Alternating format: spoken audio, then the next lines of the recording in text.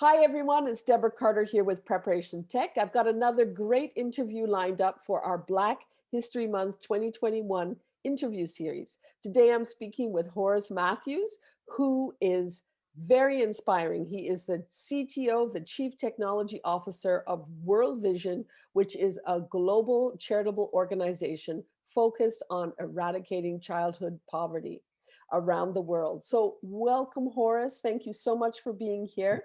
I'd like to start by asking you to introduce yourself, to tell us what you do, and to explain how it relates to technology.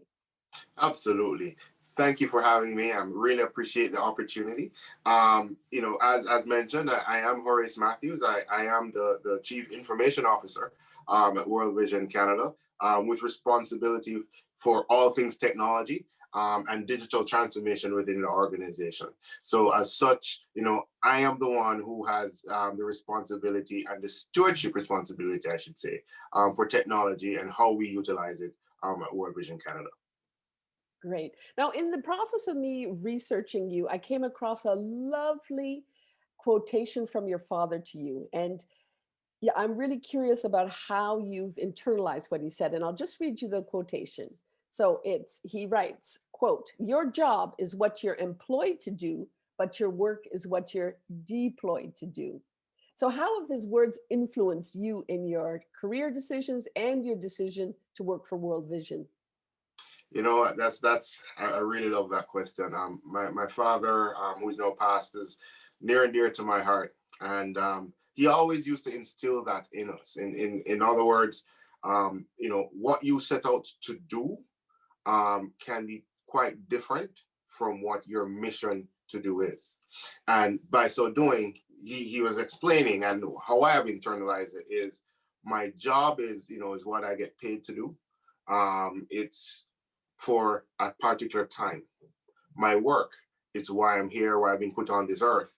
And it's really drawing on my faith roots to be able to impact others. And as such, with World Vision, I'm able to have a job which in my mind helps with my mission, which is, really sharing and reflecting my faith to others and having impact in the world, in those areas that are disadvantaged, and especially with vulnerable girls and boys. So I'm able to have the best of both worlds at World Vision. So it has really helped me in my job to be going about my work. Beautiful. And tell us a bit about your faith. I mean, we don't have to go into it, but you're referring to your faith and people might not be clear what you're talking about. Absolutely. So I'm a Christian. I believe in the Lord Jesus Christ, the Father, Son, and Holy Spirit, and as such, the ideals from the Bible being the source is what drives me and helps to keep me grounded. And how does World Vision come into that? So how does your faith align with World Vision? So World Vision is a faith-based organization, the faith being Christianity, I should say. However, we work with all faiths. So it's our faith that propels us to go for our mission. But in doing so, we work with everyone to achieve the mission. Right. Wonderful. Wonderful. Now, I'm familiar with World Vision because I sponsored a child for years. So you pay money every Thank month. you. Yeah, we pay money every month. The money goes to the child for food, for education, for etc. How does World Vision use its technology or use technology to fight child hunger? So you can sign up, obviously, and you can buy like different sponsorships and stuff. But in the background, what kind of technology are you using to connect with people who support your organization, to track what's happening to children, to track how your money is spent? Can you kind of give us some examples of how you as an organization use technology? Yeah, for sure. And again, thank you for sponsoring. It's always good to know that we have supporters for the children out there. From a technology perspective, I mean, number one, we're utilizing it for sharing of information. So the basics in our website and the information that we have and the content, the digital content that we have. We also utilize technology to test what makes sense. In your case, what should we present to Deborah? But we're very careful, and I've been a stickler and proponent for utilizing ethical technology. What do I mean by that? We utilize and will continue to utilize technology that won't be invasive from a privacy perspective. We ensure we use technology heavily when it comes to security so we can secure your data.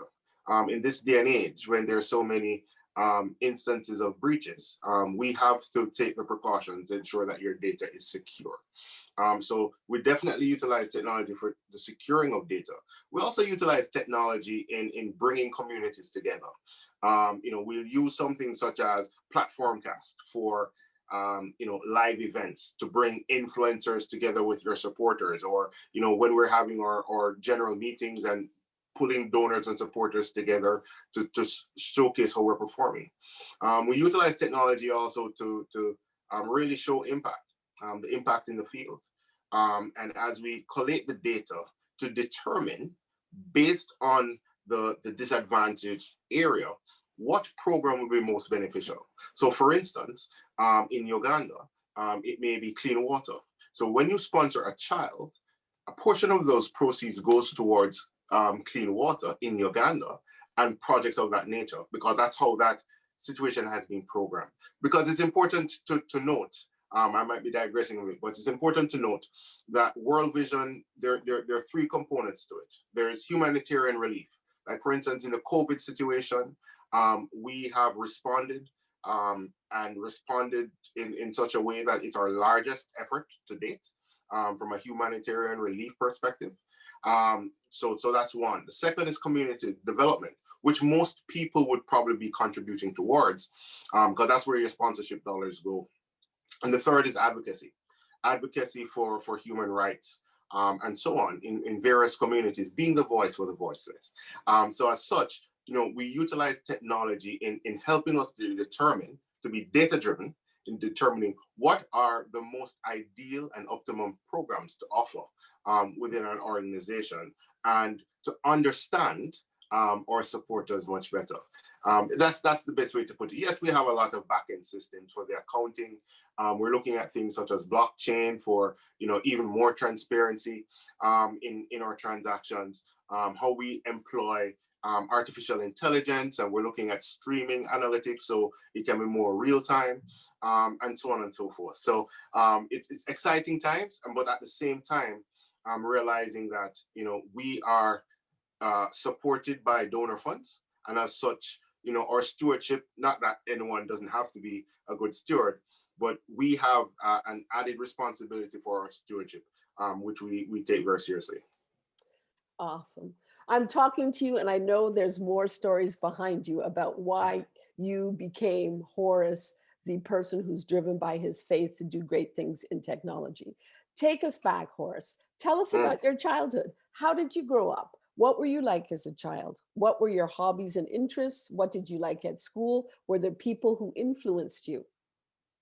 Absolutely. So I grew up in Mandeville, Jamaica. Mandeville is in central Jamaica in a parish called Manchester.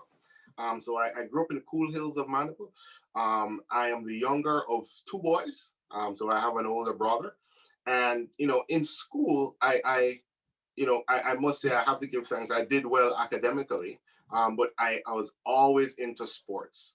And I think having that outlet actually helped me to keep grounded, to dispel some of the energy that I may have had. And I've always had a curious mind. So at home, we used to tinker around a lot. My father is an economics major. My mom is a teacher. She's still alive today, thank God.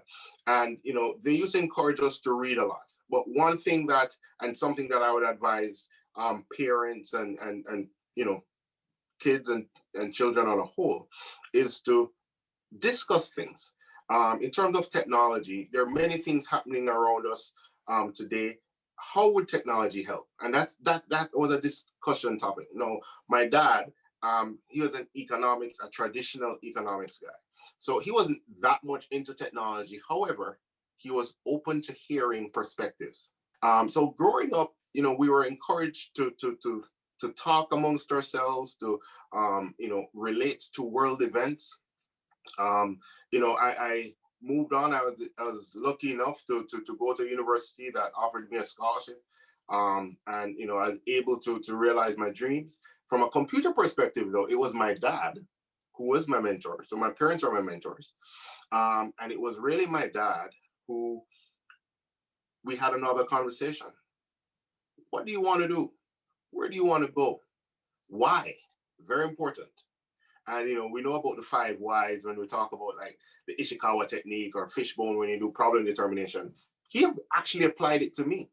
He said, why? And he kept drilling down, because I wanted to be a doctor. And he said, why? And at the end of it, I wanted to be a doctor because I was in the sciences, but also I saw it as a field where I could make money. So I was driven by what it could give me and not what I can give to it.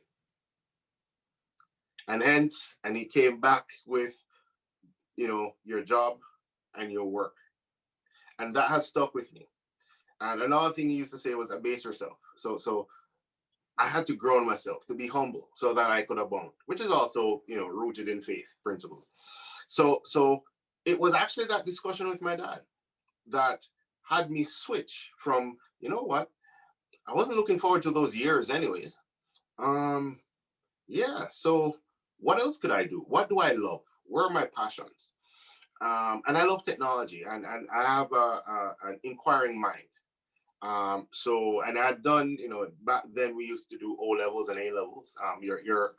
Your base in Europe will be able to identify.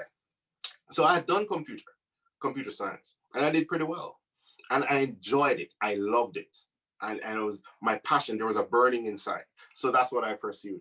And so it was just from a discussion, very important to have these discussions, because of that discussion, it led to a decision that has me fulfilling a mission, which is my work. Love that. Love that. How was it to be a Black man studying computer science and computers and technology at the time? Because we still have problems with diversity in tech. And I can imagine earlier it was even worse. What was your experience? What were some of the challenges that you faced, if you did? And how did you overcome these challenges? Studying technology for me, I didn't face those challenges. Why? I grew up in a country where the majority looked like me. However, there were limitations as to what the thought processes were, where that education could take me. So it was either you do network administration, or you're a programmer, or you manage an area that does network administration and programming, because that was the limit of or scope of thinking at that time. However, I was able to evolve through that. Did programming for a year out of school, so that wasn't me, and started to really forge out into technology. Met another mentor, very important to have work mentors, who introduced me to other aspects of technology. And that was back home in Jamaica. When we migrated to Canada, where I now live, that's where I saw obstacles. Okay, you're coming from Jamaica, which is in some eyes a disadvantaged country. So therefore, you don't have the experience that this developed, and I put that in quotes, country has. You have to garner that. And it came to a point that I said, well, technology is technology. It doesn't discriminate. The question in my mind is, do I have the knowledge of the technology that you're asking me about? And 2, do I have experience to back that up? Not where I had the experience, but the experience utilizing the technology. And I went through many closed doors, but resilience, perseverance, and prayer really helped to push me through. I mean, points where people would speak with me on the phone, and I'll get a different reaction when I actually walk into the room.